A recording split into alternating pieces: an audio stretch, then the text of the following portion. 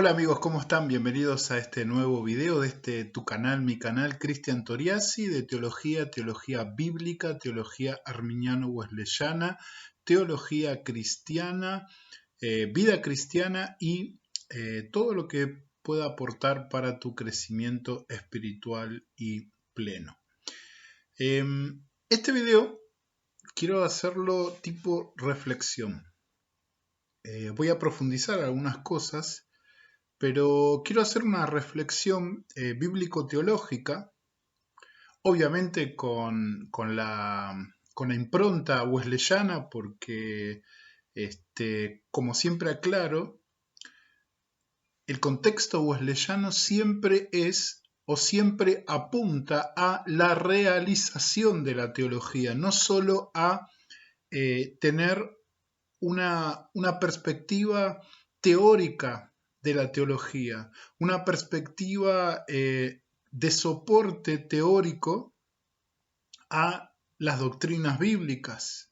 Desde el punto de vista wesleyano, una doctrina no solo se entiende, se enseña y se predica, sino que se vive. Si no se vive, es una doctrina vacía.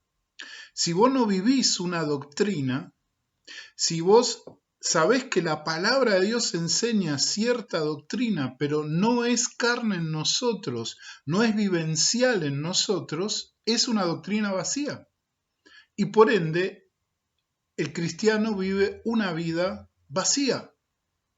Por eso yo quiero reflexionar con vos en este video. Obviamente vamos a hacer teología, este canal es de teología, pero vamos a darle una impronta más práctica. Y sobre lo que quiero reflexionar es acerca de la obra que comienza o abre la puerta a la vida en santidad. La obra que permite que un cristiano pueda comenzar a potenciar todo aquello que Dios, por medio de su gracia en Cristo Jesús, está derramando desde el momento que fue salvo, desde el momento que entregó su vida, desde el momento que la sangre de Jesucristo limpió su corazón del poder de sus propios pecados, desde el momento de la regeneración, del nuevo nacimiento. Ya comienza a darse toda la potencialidad para que llegue esa segunda crisis, y ahí es donde entramos con la teología wesleyana, especialmente del movimiento de santidad, en donde uno entrega por completo su vida y ocurre lo que se denomina teológicamente la segunda obra de gracia o la entera santificación o el bautismo con el Espíritu Santo. Pongo las O porque si bien tienen características específicas cada uno de estos términos, apuntan a lo mismo, a esa obra en que el Espíritu Santo nos da la posibilidad de vencer de manera plena al poder de nuestra carne, al poder de la vida antigua en nosotros, que permanece aún después de que Cristo ha limpiado nuestro corazón. Pero yo quiero hacer énfasis en este video y reflexionar sobre los aditamentos que vienen con esta experiencia de la entera santificación y por qué son necesarios.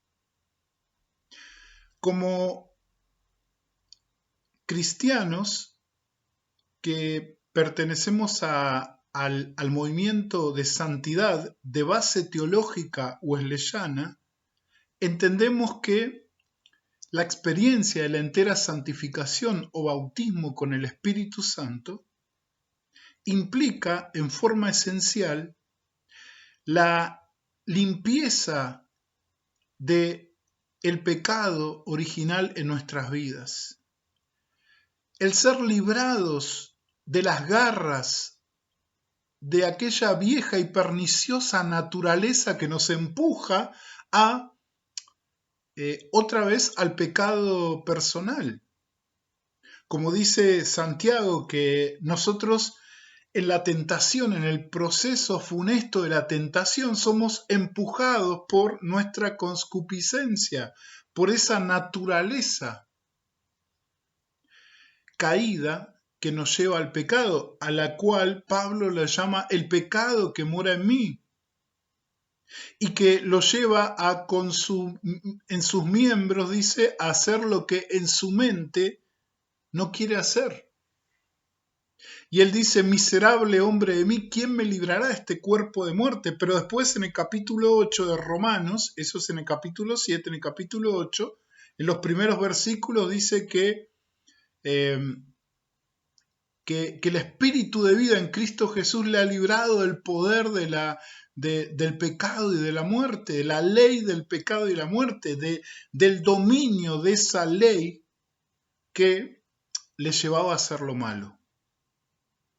Pero no seríamos wesleyanos completos, no seríamos participantes plenos de la teología del movimiento de santidad y mucho menos de la teología bíblica si dejamos de lado algunos aspectos que son fundamentales en esta experiencia de la segunda obra de gracia, del bautismo con el Espíritu Santo. Y yo quiero referirme específicamente a algo que nuestro Señor Jesucristo remarcó y que si nosotros tenemos como cristianos una mirada amplia de ese elemento, vamos a empezar a vivir realmente vidas fructíferas, especialmente en este mundo que está tan lleno de las tinieblas, tan atado por el poder demoníaco. Y yo me estoy hablando al componente del poder en la obra del bautismo con el Espíritu Santo o la entera santificación. Te doy el respaldo bíblico, tal vez lo conoces. Hechos capítulo 1, versículo 8. Dice, pero recibiréis poder cuando haya venido sobre vosotros el Espíritu Santo, y me seréis testigos en Jerusalén, en toda Judea, en Samaria y hasta lo último de la tierra. Y para entender en qué contexto está hablando nuestro Señor Jesucristo, o sea, le está hablando a sus discípulos un poquito antes de que acontezca la ascensión y que Él vuelva al Padre, dice que tenía que cumplirse la promesa del Padre a ellos, y unos versículos más arriba, los versículos 4 y 5 dice, y estando juntos les mandó que no se fueran de Jerusalén, sino que esperasen la promesa del Padre, la cual les dijo, oísteis de mí, porque Juan ciertamente bautizó con agua, mas vosotros seréis bautizados con el Espíritu Santo dentro de no muchos días. Y entendemos que este bautismo se refiere a la experiencia de Pentecostés, cuando vino el Espíritu Santo y aparecieron esas lenguas de fuego, el viento sopló dentro de una habitación con todas las ventanas y puertas cerradas, y ellos fueron llenos del Espíritu Santo y hablaron un lenguaje nuevo y comenzaron a predicar a todos los que estaban allí las maravillas del Señor. Pero todo eso que anteriormente en el contexto textual nos dice Jesús que era el bautismo con el Espíritu Santo, Jesús lo resume en el versículo 8 como recibimiento de poder. Entonces, en otras palabras, el bautismo con el Espíritu Santo es el recibimiento del poder, de poder. ¿Poder para qué? Como parte del movimiento de santidad y como parte yo de la Iglesia del Nazareno, y si vos me estás escuchando, sos de la Iglesia del Nazareno, entendés que el concepto de poder que generalmente nosotros manejamos es el de vivir una vida en santidad, el de vivir una vida solamente para Dios, sin pecar, sin caer en la tentación, una vida de crecimiento, una vida de más comunión con Dios. Y es cierto, porque si vos ves el testimonio de los apóstoles y los que siguieron por medio de su predicación, la vida de ellos fue transformada. Ese egoísmo, eso de querer estar ahí siempre en los primeros lugares, desapareció. Obviamente seguían siendo seres humanos y tuvieron errores y hasta tuvieron caídas. Pedro incurrió en la hipocresía.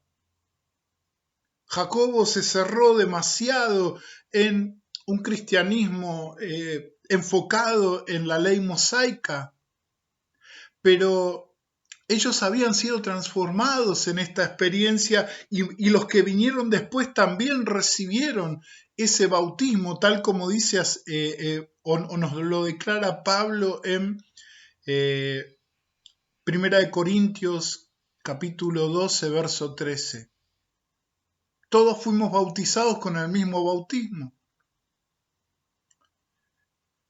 Pero no es solo el poder para vivir una vida en santidad, sino estaríamos contradiciendo lo que Jesús le dijo acá y lo que nos muestra el testimonio del libro de los Hechos.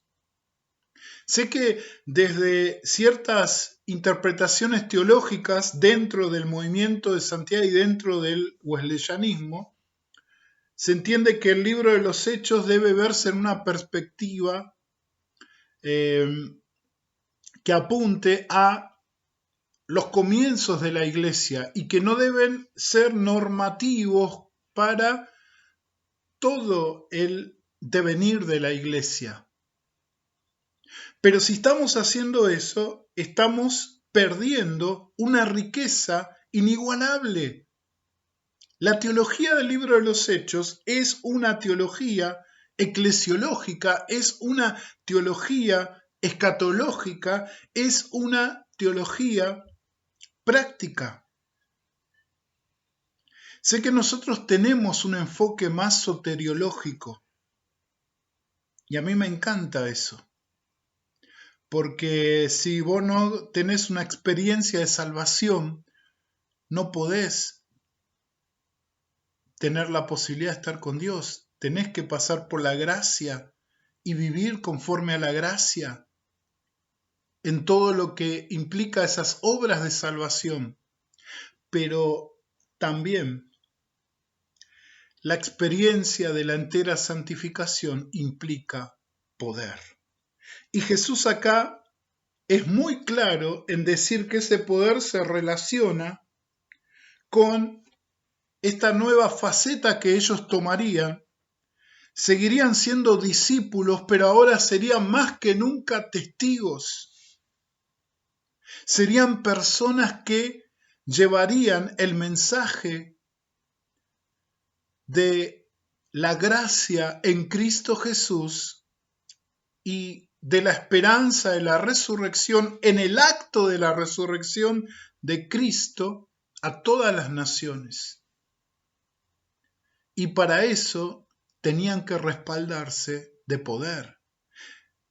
Allí en Mateo 28 Jesús les dice a sus discípulos: todo potestad me es dada en el cielo y en la tierra, y ahí da la gran comisión.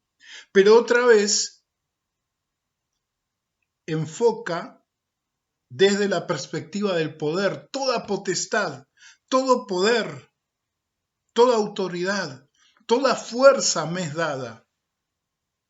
Y después viene la gran comisión. Y aquí, en este versículo 8, Jesús es aún más claro, dice: y cuando reciban el Espíritu Santo van a recibir poder, en principio para ser testigos.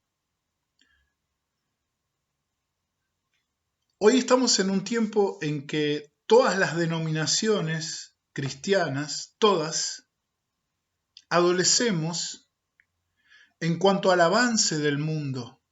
Estamos en un tiempo que se lo ha denominado el tiempo, clásicamente se lo conoce como el posmodernismo, y hay otras nomenclaturas que se usan para poder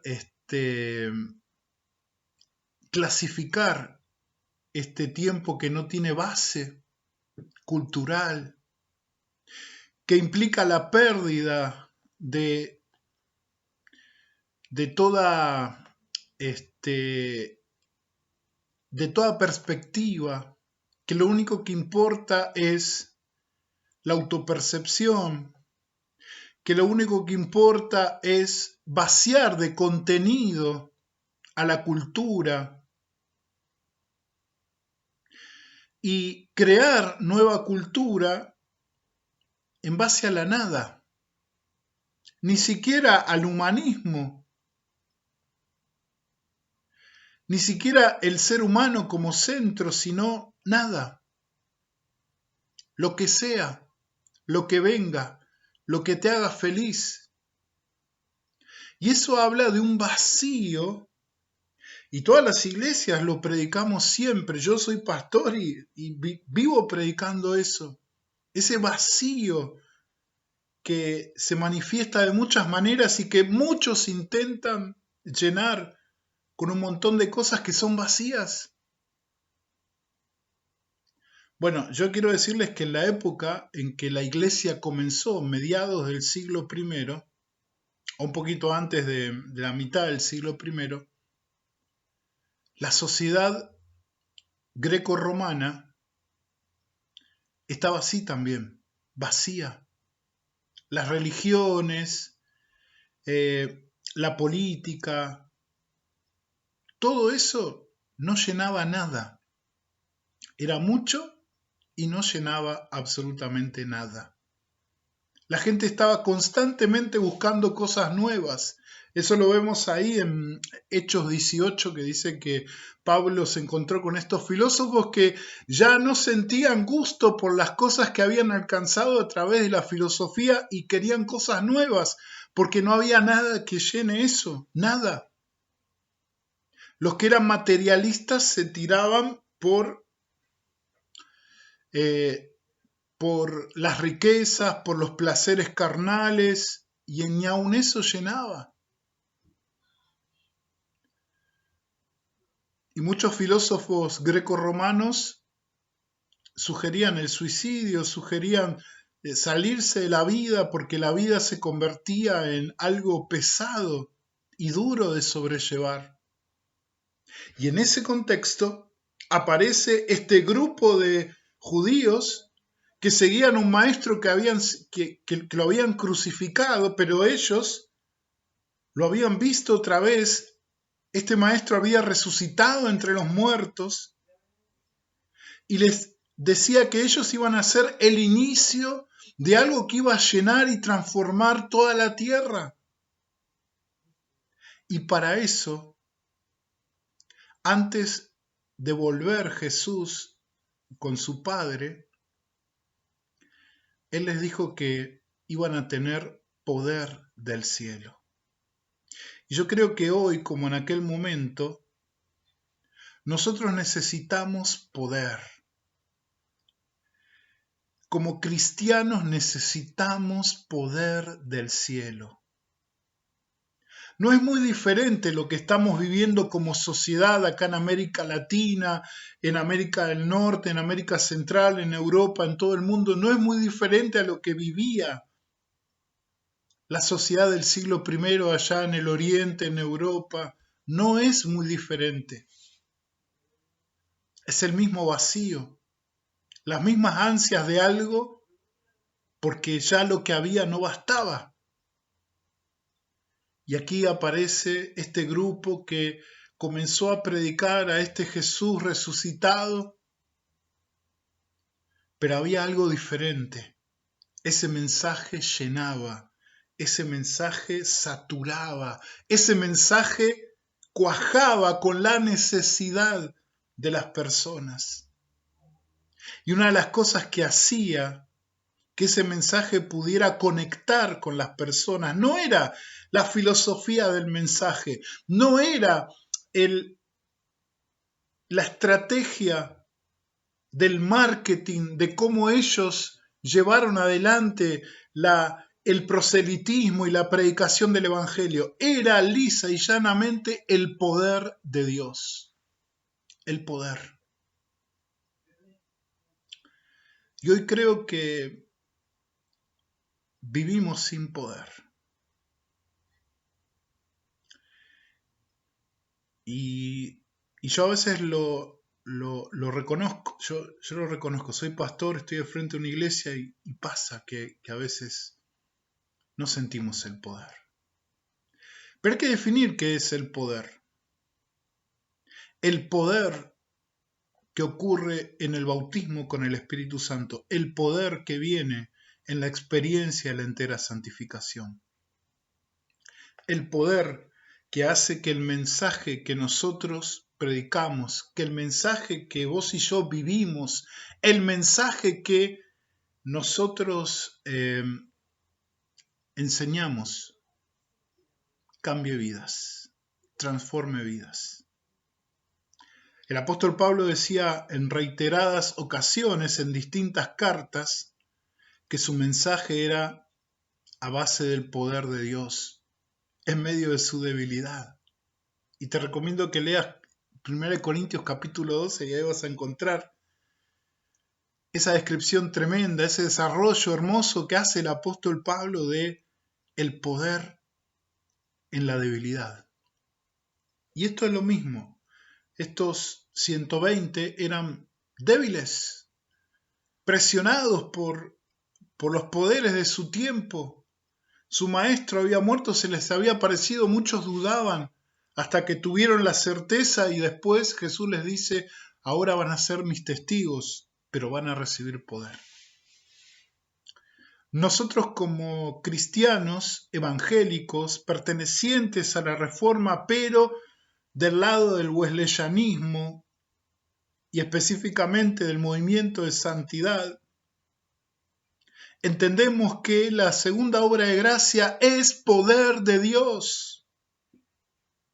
Y hoy el mundo necesita que los cristianos vivamos, enseñemos y prediquemos su evangelio, el evangelio de Cristo, en el poder del Espíritu Santo. Y hay muchos prejuicios en cuanto a esto. Está el prejuicio del poder pentecostal. No, si yo hablo de poder o si yo le digo a las personas que busquen el poder de Dios, me estoy haciendo pentecostal. Vamos a hablar de la teología pentecostal en más profundidad. Hemos hablado del don de lenguas, pero vamos a hablar de la teología pentecostal en más profundidad. Yo entiendo que los hermanos pentecostales se han acercado, porque ellos, aunque algunos no lo reconozcan, pero ellos surgen del movimiento de santidad. Sus primeros dirigentes, sus primeros personajes de renombre pertenecían al movimiento de santidad, y el movimiento de santidad era wesleyano, es wesleyano. Algunos obviamente se han separado de esa perspectiva wesleyana, otros ahora están volviendo. Yo veo algunos canales pentecostales donde reflexionan de forma seria acerca de los orígenes wesleyanos y de la santidad del pentecostalismo. Obviamente nosotros como iglesias de santidad hemos cometido errores, siempre endilgamos los errores a otros, eso es parte de la naturaleza humana. Yo reconozco que hemos cometido errores. Y obviamente también los hermanos pentecostales, las denominaciones, el enfoque en ciertas manifestaciones del Espíritu. Pero el hecho de tener temor o prejuicio a esas manifestaciones, exacerbadas o no, nos han retirado ese componente del poder, el poder del Espíritu de Dios. Yo he participado cuando era muy joven, muy chico, del contexto pentecostal. Yo veía a mi abuela ayunar, orar. Ella nació en la iglesia del Nazareno, encontró a Cristo en la iglesia del Nazareno, que es del movimiento de santidad, y después por un tiempo estuvo en la Asamblea de Dios, en la Asociación Asamblea de Dios acá en Argentina, y yo veía cómo era, a veces me llevaba a los cultos cuando era muy chico y a mí me encantaba eso. Yo veía esos largos tiempos de ayuno, veía que cuando el pastor o los líderes decían, bueno, vamos a orar para llegar y levantar una iglesia en tal lugar, y la gente se tomaba en serio eso de la oración y oraban y ayunaban, y yo veía a mi abuela cómo oraba, ayunaba, y cómo las cosas pasaban. Veía también, obviamente, las señales, los milagros y cosas, y lo efervescente que es el culto pentecostal.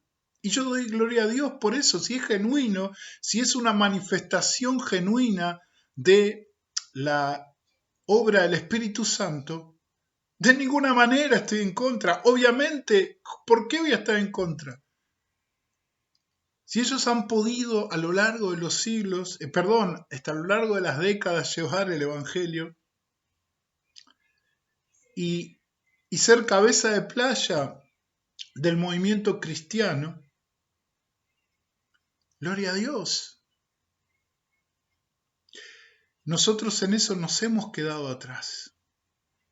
Nosotros venimos de ese contexto del fuego, del avivamiento.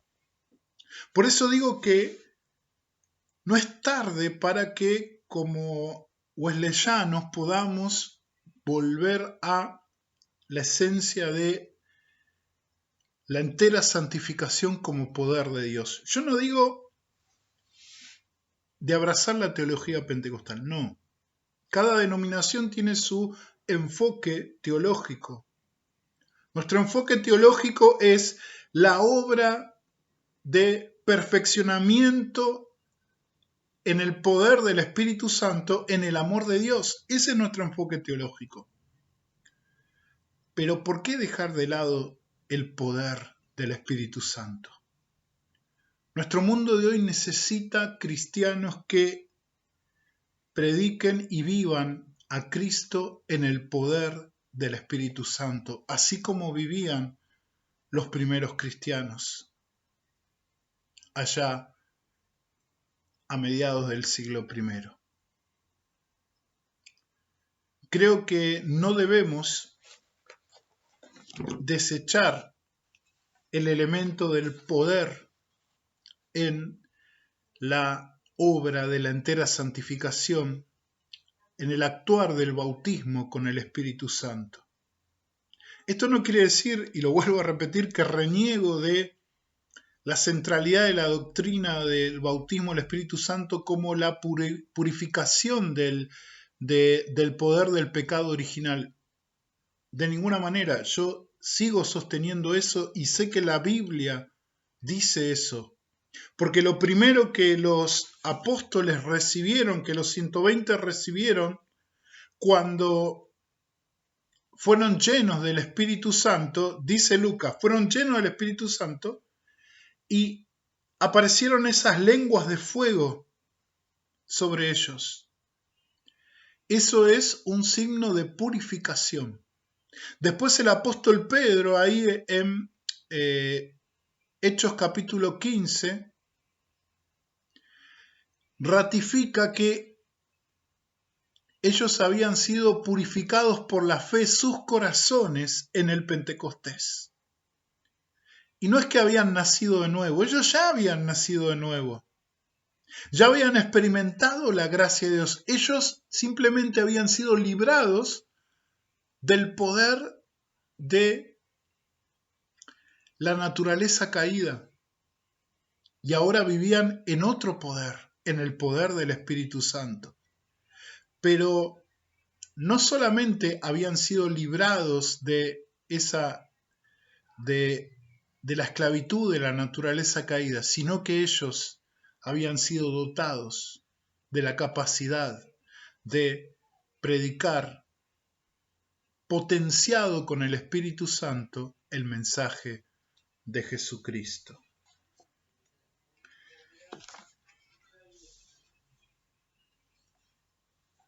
Quiero leer acá una porción que habla acerca del componente del poder en la obra del bautismo con el Espíritu Santo. Dice, es de Kenneth Grader, Doctrina, Entera Santificación, la doctrina distintiva del wesleyanismo. Cito la página 26, dice, en el movimiento de santidad, nuestra enseñanza principal ha sido la limpieza del pecado original que resulta del bautismo con el Espíritu Santo. Es lo que te estaba diciendo. Esta ha sido una enseñanza pertinente.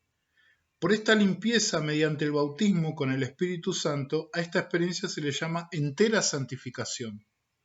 Pero también sabemos que el poder, así como la pureza, tiene relación con el bautismo con el Espíritu Santo. Hechos 1.8 nos lo muestra claramente, bueno, ya lo cité, pero recibiréis poder cuando el Espíritu Santo venga sobre vosotros y me seréis testigos en Jerusalén, en toda Judea, Samaria y hasta los confines de la tierra. Dice acá, cita a un autor, Beverly Cardine, que hace una observación. Dice, al recibir el bautismo del Espíritu Santo se realizan dos obras en el creyente cristiano. Su corazón es purificado y recibe poder. En el caso de Cristo no tenía pecado innato ni corrupción moral de ninguna clase del que tuviera que ser limpiado. Lo único que podía ocurrir en su naturaleza humana sin mancha era recibir el poder del Espíritu. Por tanto, el Espíritu Santo no descendió sobre él con fuego, como en el caso de los discípulos, sino como una paloma. El hecho de que el Salvador recibió poder entonces, se ven las declaraciones claras de las Escrituras. Después de esa memorable mañana, dice que Jesús volvió en el poder del Espíritu. Y ahora vuelve Grider y dice, pero no le hemos dado el lugar debido al poder. Aún los calvinistas que no creen en la purificación o limpieza del pecado original en relación con nuestro Pentecostés han realzado el poder de los creyentes bautizados por el Espíritu. Algunos de entre ellos, como Charles Fuller, dicen que este bautismo ocurre en la conversión. Otros, como Harold John Okega, enseñan que el bautismo con el Espíritu es subsecuente a la conversión. En ambos casos se subraya el poder que la persona recibe, especialmente para testificar de Cristo. El movimiento de santidad debe darle importancia a este aspecto de nuestro Pentecostés y debe admitir que significa poder para testificar de Cristo. Es más, que solo poder para vivir una vida santa. Sin duda, esta idea tiene algo de cierto, pero implica que no necesitamos vivir en santidad apartados para Dios después de nuestra experiencia inicial de conversión. Además, esa enseñanza nos da un escape de nuestra responsabilidad de testificar de Cristo, pero Hechos 1.8 expone claramente que el poder es para testificar. Poder. Poder es lo que el cristianismo de hoy, del siglo XXI, necesita en este tiempo posmoderno para comenzar a enfrentar con fuego pesado todo lo que el mundo está tirando: poder de Dios. No necesitamos más avance político, no necesitamos refuerzo ideológico, necesitamos el poder de Dios. Era tanto el poder que la iglesia de Cristo disfrutaba, no poder político, no poder, poder militar, no, el poder del Espíritu Santo, que los enemigos de la iglesia, cuando veían a Pablo y a otros creyentes, decían: estos que trastornan el mundo entero han venido a este lugar.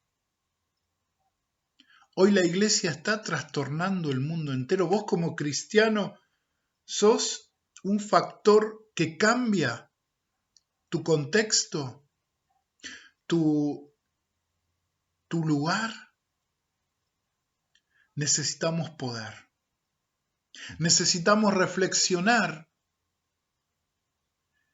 en cuanto a nuestra teología y hacer hincapié en el poder de Dios, en el poder del Espíritu Santo, en el poder para testificar, en el poder para mostrar al mundo que Dios aún quiere hacer una obra nueva en este mundo caído. Por eso necesitamos el poder de Dios. Vivir una vida en santidad, una vida en comunión y una vida de poder. Un evangelio de poder. Y lo demás lo hace Dios. La dosis, la forma en que se manifiesta el poder, los dones, eso lo decide Dios. Dice el apóstol Pablo que Él da los dones como Él quiere, el Espíritu Santo opera los dones como Él quiere. Vos podés decir: bueno, pero yo no soy una persona efusiva como lo era Pablo, o como lo era Wesley, como era, no sé, algún predicador. No necesitas tener un carácter efusivo para manifestar el poder. Puedes ser una persona tranquila, aún tímida, pero cuando vos estás lleno del poder de Dios, tus palabras, tu forma de ser impactan de forma sobrenatural. No tienen que pasar grandes cosas, o sí, puede ser que pasen grandes cosas, pero tenemos que tener en cuenta que como cristianos, para volver a hacer lo que hacía la iglesia primitiva, que era trastornar el mundo entero, necesitamos del poder del Espíritu Santo. Yo te lo dejo para que vos lo reflexiones, ¿sí? Yo le estoy hablando a cristianos. Si hay una persona que aún no es parte de la iglesia de Cristo, y yo no me refiero a que no te congregas en una iglesia, ser parte de la iglesia de Cristo es ser parte del cuerpo de Cristo, es haberle abierto tu corazón a Jesús y haber sido limpiado tus pecados y saber que tu nombre fue escrito en los cielos, que vos le perteneces a Jesús. Si aún no lo experimentaste, yo te animo a que abras tu corazón, que el poder del Espíritu Santo te lleve a reconocer tu pecado y a pedir perdón y arrepentirte de todo corazón.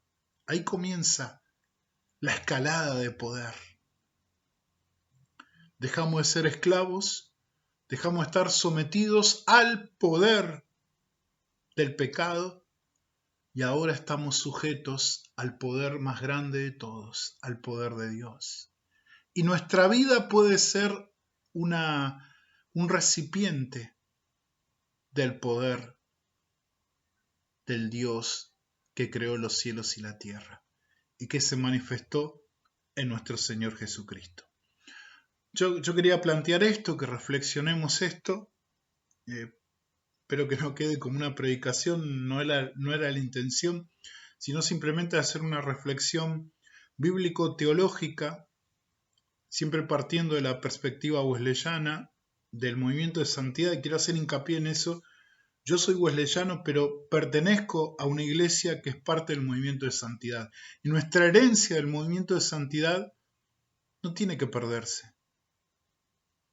Tampoco la herencia wesleyana, pero la herencia del movimiento de santidad no tiene que perderse. El movimiento de santidad nace en medio del fuego del Espíritu, de corazones purificados que con el gozo y el amor efervesciendo en esos corazones se transformó una nación quebrada, destruida, como lo fue Estados Unidos a mediados del siglo XIX y finales del siglo XIX. Y de ahí el mundo. Hoy es como que se ha apagado eso, pero aún puede encenderse. Aún puede darse un avivamiento de cristianos que viven en el poder del Espíritu Santo y se animan a llevar el mensaje más allá de lo teológico, lo doctrinal y lo hermenéutico, un poco más allá, sin agregarle nada, simplemente el condimento del poder del Espíritu Santo. Nada más, espero que te haya bendecido esta reflexión, que te ayude, y si vos considerás que estuvo joya, compartilo para que otros puedan ser bendecidos también con esto, ¿sí?